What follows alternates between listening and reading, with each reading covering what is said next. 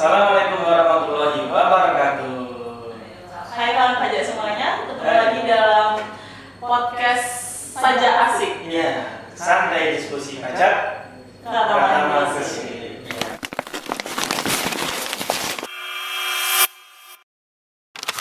Nah, ini kawan pajak ini kami dari penyuluh KPP Pratama Gresik dengan Kak Feni dan Kak Setio. Iya.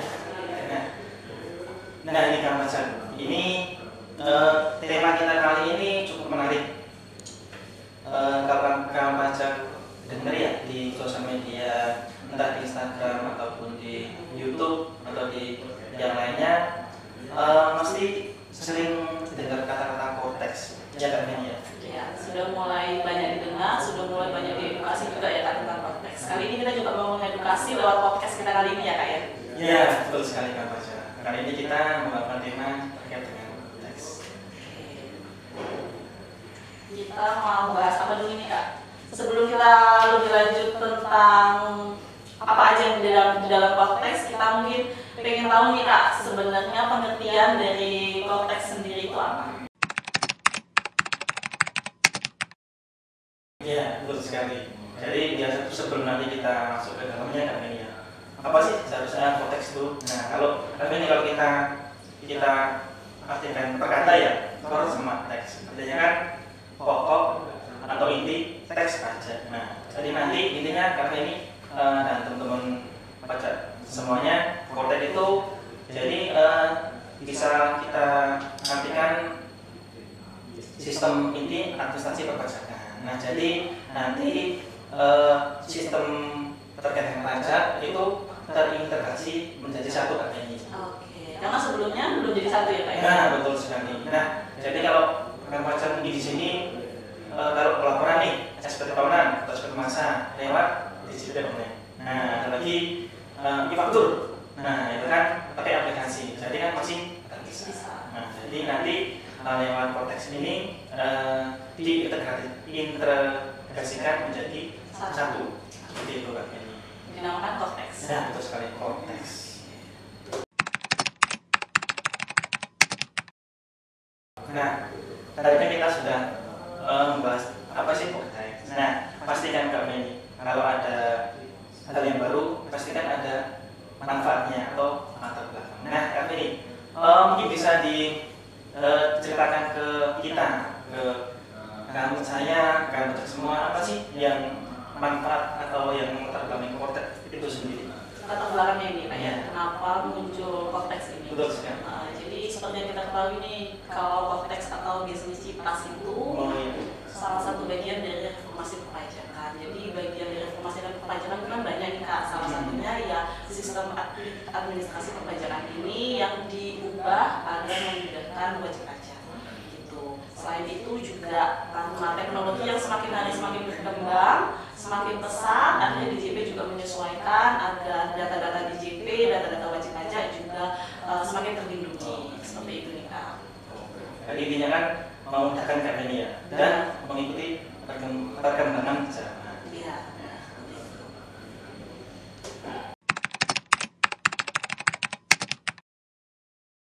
Kalau kita tadi sudah bahas tentang latar belakang nih Kak, kita juga pengen tahu nih perubahan apa nantinya setelah konteks sama sebelum konteks itu ada perubahannya nggak? Perubahannya secara singkat dulu aja deh sebelum kita masuk lebih lanjut. Oh, baik. Nah, jadi perlu pajak ketahui kan kalau setiap kali baru itu pasti ada perubahan. Nah, seperti kalau kita nih dari kecil, dari SD, kemudian menjadi besar, dewasa, nah, seperti halnya konteks. Jadi kalau perubahannya nanti yang lama yang ada beberapa aplikasi. Nah, jadi intinya nanti ini sistem ini mengintegrasikan menjadi satu atau terpusat. Nah, nanti kalau bisa kita singkat itu nanti menjadi mantap. Nah, itu ada mudah, handal, terintegrasi, akurat, dan pasti. Seperti itu kami ini.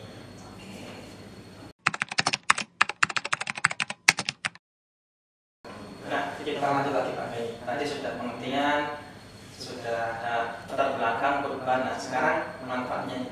Jadi kayak ini sebetulnya konten ini manfaatnya apa sih? Mungkin bagi kaum pajak atau bagi kita atau bagi instansi yang lain, nah itu seperti apa? Jadi seperti yang Pak Setio bilang tadi ya, karena konteks ini sudah terintegrasi, jadi udah lebih otomatis, lebih digital. Kemudian untuk wajib pajak sendiri pasti lebih simpel, lebih praktis juga mengakses data-data wajib pajak sendiri. Karena di dalam PTP Portal Wajib Pajak nantinya itu sudah ada akun-akun wajib pajak, bisa diganti sendiri. Kemudian untuk data-data di pemangku kepentingan lainnya jadi lebih tepat, lebih ini ya Kak ya, lebih real time dan valid.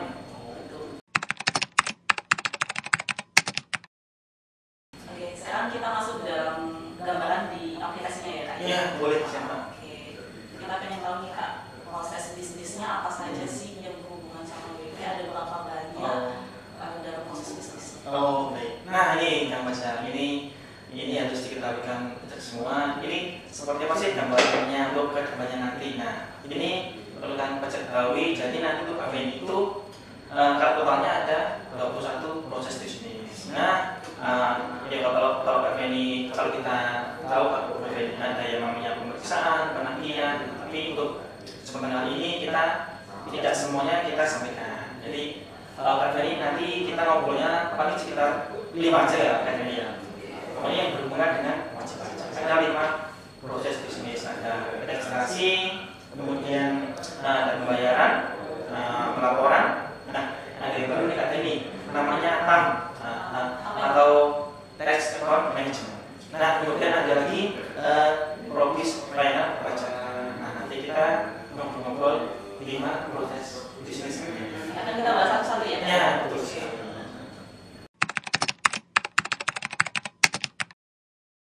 Nah, ini kita coba bahas satu persatu ini. Yang pertama kan ini terkait dengan proses bisnis registrasi. Nah, kan kita tahu kan kalau kan pajak mau punya EPP, nah itu bisa datang ke kantor maupun secara online. Nah, tapi nanti belum ke depannya kontak sudah otomatis itu seperti apa? Kalau kita membahas registrasi berarti nggak jauh dari permohonan wajib pajak. Nah, karena di yang sekarang permohonan wajib pajak itu biasanya masih ada yang online, masih juga ada yang manual nih Kak. Kita harus datang ke kantor pajak terdaftar. Tapi nantinya di konteks ini dimudahkan karena permohonannya bisa secara online di akun TP portalnya wajib pajak. Nah itu. Kemudian yang kedua juga ada kemudahan karena sudah menggunakan NIK sebagai NPWP. Nah jadi wajib pajak dimudahkan tidak perlu menghafal nomor identitasnya 2 lagi, cukup NIK aja yang dihafalkan sebagai NPWP yang nantinya gitu. Kemudian kemudahan selanjutnya itu untuk NPWP cabang sudah ada ya Kak ya, pakai Dipu. Jadi otomatis NPWP semua perpajakannya masuk ke NPWP pusat. Seperti itu Kak. Berarti intinya nanti lebih dipermudah ya. Benar. Kalau sekarang KPP terdaftarnya atau alamatnya sekarang bisa di seluruh KPP. KPP terdekat. Oh, oke.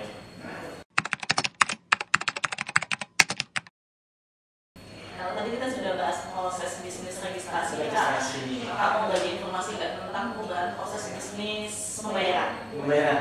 Oh ya, baik. Ini perlu ini sekarang proses bisnis pembayaran. Jadi seperti kita pajak ketahui, kita kan sering bayar pajaknya pakai kode billing. Nah, jadi nanti pajak kedepannya itu nanti kode billingnya cukup satu KPI. Jadi satu kode billing untuk semuanya, baik untuk PPH ataupun PPN. Gitu. Jadi sangat-sangat meminimalisir kesalahan pembuatan kode billing seperti itu. Seperti juga kalau tentang pajak ada PPH, PPN itu juga cukup dengan satu kode billing. Nah, jadi kalau selain itu kami itu juga nanti ada yang namanya deposit pajak. Apa itu Kak? Nah, jadi kalau kita deposit ke bank kan ada bunga. Maaf ini kalau depositnya ke pajak ini tidak ada bunga. Jadi intinya kami ini nanti ketika pajak melakukan pembayaran pajak, nah ini ketika pajak punya deposit di akunnya itu nggak perlu pembuatan kode billing. Oh ya. Otomatis diambil jadi deposit. depositnya. Nah, gitu. Jadi ada perubahan yang cukup berbeda ya Kak ya? Ke depannya di konten nanti seperti itu Kak ini pembayaran.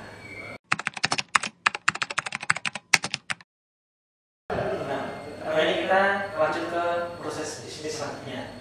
Nah, tadi yang keempat yaitu yang ketiga, pelaporan SPT. Nah, ini seperti apa Kak ini? Kan gambarnya kan kalau membacakan sebenarnya kan lapor SPT mau sekali, sebulan sekali. Nah, nanti ke depannya seperti apa Kak? Dari proses bisnis pelaporan ya Kak ya? Pelaporan SPT. Biasanya nih Kak, kalau kita mau laporan SPT itu ada banyak aplikasinya ya Kak ya? Betul. Report sendiri, mau buat kode billing sendiri, mau laporan e-faktur juga sendiri, SPT tahunan sendiri. Nah, kalau sekarang nantinya untuk di pelaporan akan dijadikan satu di TP Portal. Jadi nggak perlu pisah-pisah lagi nih Kak, sudah terintegrasi jadi satu. Jadi lebih gampang buat kawan pajak, nggak perlu bingung-bingung. Kalau mau laporan ini di mana ya, mau laporan ini di mana, nggak perlu bingung lagi. Gitu. Kemudian kalau biasanya wajib pajak PKP minta nomor seri faktur pajak, biasanya di Enova Online ya Kak ya. Betul. Kalau sekarang nggak perlu lagi minta, cukup nanti untuk pembuatan faktur pajak langsung otomatis. Gitu. Kemudian yang ketiga, kalau kawan pajak semua digunakan NPWP-nya untuk bukti potong. Nah, kawan pajak nggak perlu minta-minta lagi nih kopinya. Nanti langsung masuk otomatis di akunnya wajib pajak. Jadi wajib pajak tinggal ngecek aja benar atau enggak ini bukti potongnya punya kawan pajak atau bukan gitu. Jadi memudahkan kawan pajak untuk membuat konsep SPT, tinggal konfirmasi aja kebenaran bukti potongnya. Seperti itu Kak. Berarti perubahannya cukup besar ya ini ya. Nah, memudahkan juga Kak. Betul. Kalau bukti potong kan sering sebenarnya ngambil kami itu wajib pajak itu sudah dipotong pajaknya, tapi kalau ternyata tidak ada bukti potongnya, jadi nanti otomatis akan ini ya. Yang punya wajib pajak, bukti potongnya otomatis betul di situ. Jadi ada pemberitahuannya nih Kak. Oh iya.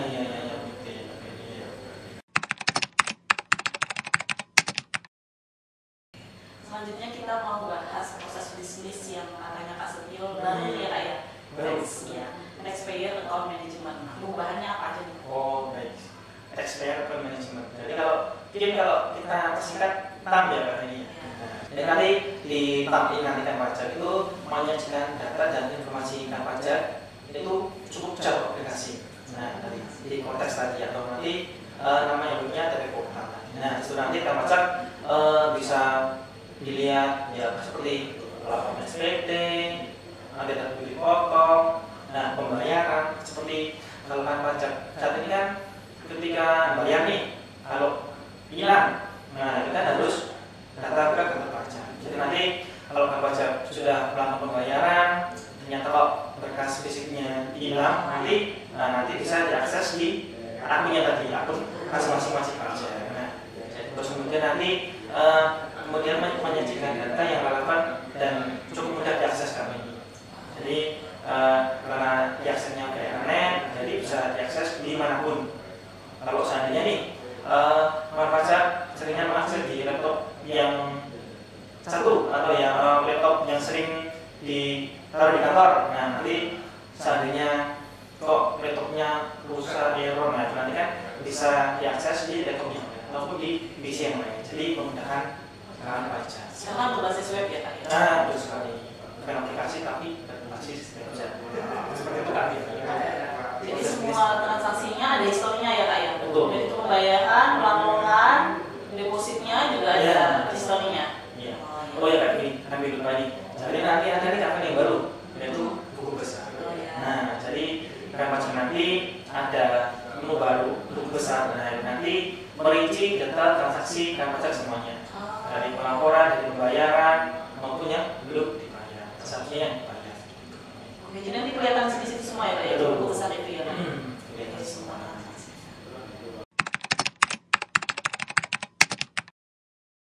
Nah, ini kita menginjak ke proses bisnis yang terakhir nih, yang buat kawan pajak harus ketahui, yaitu proses bisnis layanan perpajakan. Nah ini secara umumnya seperti apa nanti biar pajak mengerti nih nanti kerjanya seperti apa. Jadi proses bisnis layanan perpajakan itu terkumpul dalam satu pintu ini Kak. Oh, gitu. Jadi baik itu layanan edukasi, layanan interaktif, maupun layanan administrasi perpajakan. Oh. Nah itu semua bisa diakses oleh BP sendiri secara mandiri. Nah, itu bisa juga diakses oleh wajib pajak maupun non wajib pajak. Jadi kalau misalnya kawan pajak di sini mau mengajukan minta pendampingan atau minta penyuluhan sama Kak Setio, nanti bisa nih lewat portalnya wajib pajak mengajukan langsung permohonan di sana secara online. Nanti langsung masuk ke sistem kita ya Kak ya. Nanti akan ditindaklanjuti nih langsung sama Kak Setio. Kak Setio akan mengajukan penyuluhan langsung ya Kak ya, pendampingan juga bisa. Terima kasih juga Kak Setio. Sama saya Kak. Oh iya. Banyak kok teman-teman yang Kak Setio yang membantu. Nah, jadi Pak Pajak nggak perlu berkirim surat ke kita, berkirim pos ke kita, nanti cukup layanan perpajakannya, nanti cukup mengajukan permohonan di situ. Jadi memudahkan sekali. Dan pokoknya nanti mungkin Kak Feli ya, barangkali bakal ada sering-sering nih permohonan narasumber ke kita nanti ya, kita sering-sering di rumah gitu. Oh iya. Kak Setio siap nih kayaknya. Ya, siap saya pasti harus siap. Oh iya, oke.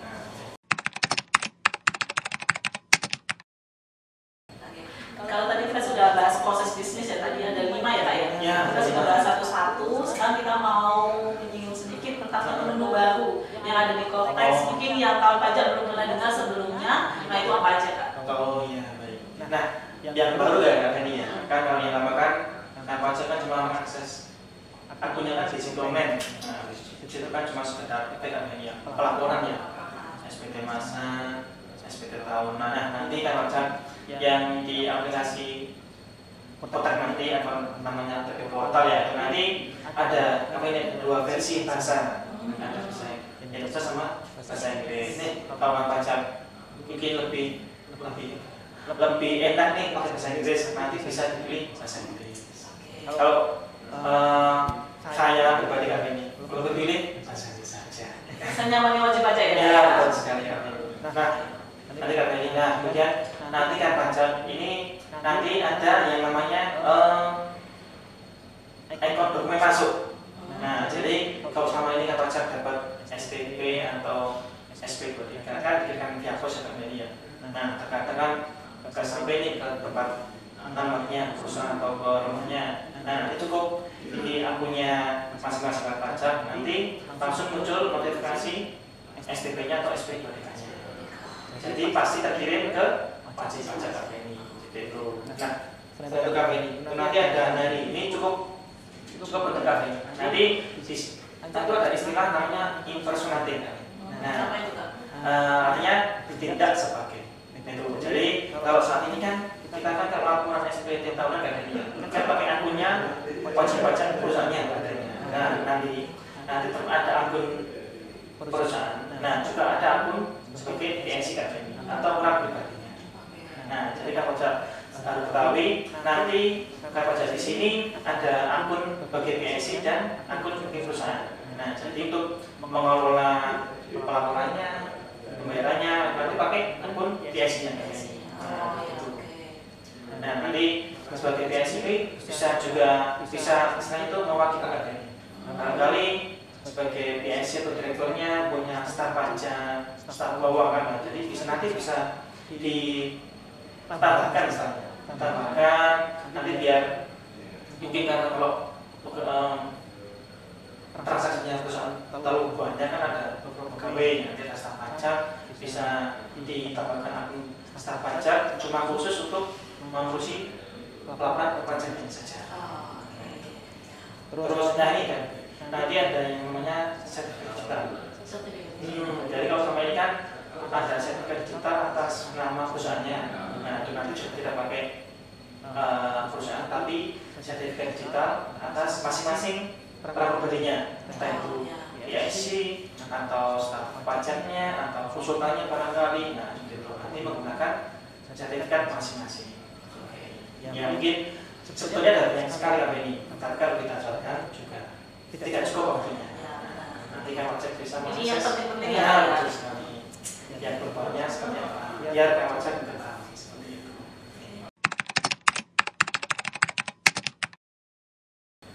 Nah, ini sepertinya kita sudah sampai di penghujung podcast kita di kali ini.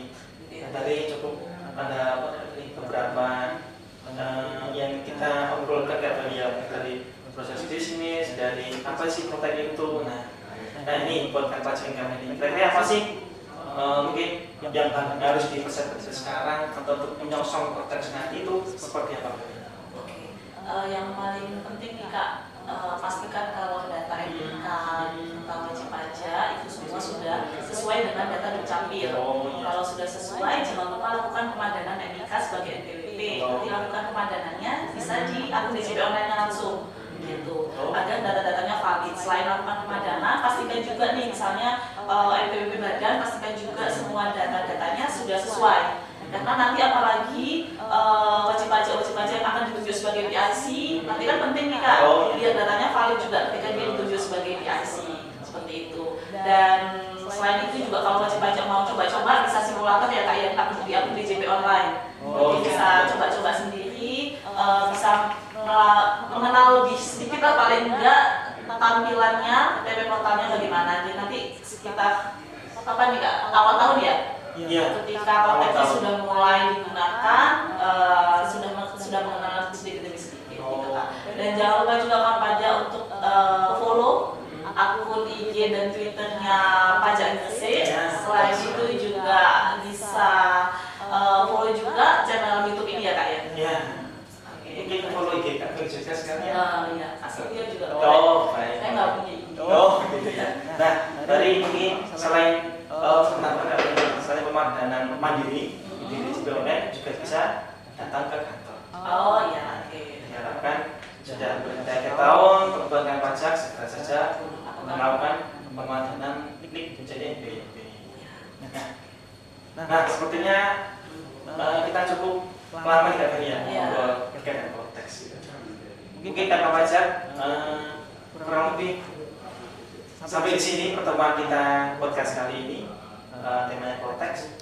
Kita ketemu lagi dengan podcast berikutnya. Jangan sampai ketinggalan. Maaf ada salah kata Bang Pajak. Kalau ada yang ditanyakan bisa konsultasi ya Kak ya. Nomor WA konsultasinya bisa dilihat di Instagramnya Pajak. Ya, betul sekali. Sampai bertemu di podcast selanjutnya. Wassalamualaikum warahmatullahi wabarakatuh. Dadah.